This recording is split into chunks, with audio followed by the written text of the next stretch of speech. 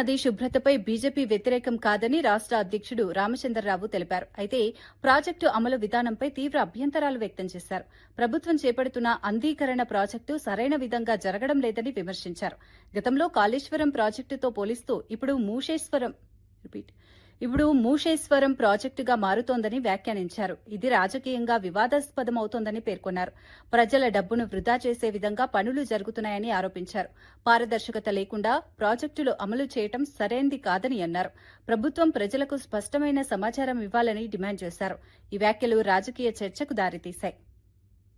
Pollution levels ఏ విధంగా ఉన్నాయి, river ఏ విధంగా ఫ్లో అవుతా ఉంది, దీని సైజ్ ఎంత ఉంది, అన్ని కూడా మంచి గ్యాడ్జెట్స్ పెట్టి సెన్సర్స్ పెట్టి ట్రాన్స్పరెంట్ డేటా పబ్లిక్ డొమైన్ లో పెట్టి అందరినీ స్టేక్ హోల్డర్స్ కలుపుకొని ముందుకెళ్తేనే ప్రాజెక్ట్ సక్సెస్ అయితే తప్పితే ఇది ఒక డిపిఆర్ ఇచ్చేసి దానిలో మీరు ఎంబాంక్మెంట్స్ పెడతాము లేకపోతే బఫర్ జోన్ ఎందుకు పెడుతున్నామో తెలియదు, దేని కొరకో తెలియదు, రియల్ ఎస్టేట్ ను ఇంటర్నేషనల్ కంపెనీస్ ని ఎక్కడికి తీసుకొస్తారు, ఎంతమందిని తీసుకొస్తారు, మొత్తం బఫర్ జోన్ వాళ్ళకి ఇచ్చేస్తారా, అది వర్కౌట్ అవుతుందా, వార్నింగ్ జోన్ లో ఉన్న హ్యాబిటేషన్స్ తీసేసి మళ్ళీ మీరు కొత్తగా టవర్స్ కట్టేటోళ్ళని తీసుకొస్తే ఏ విధంగా కరెక్ట్? అది ఉన్న వాళ్ళను సరిగ్గా చేస్తూనే కంప్లీట్ గా ఓన్లీ అవసరం ఉన్న ప్రొటెక్టెడ్ జోన్ వాళ్ళని మాత్రం తీయాల్సి ఉంటుంది, మిగతా వాళ్ళని తీయాల్సిన అవసరం లేదు.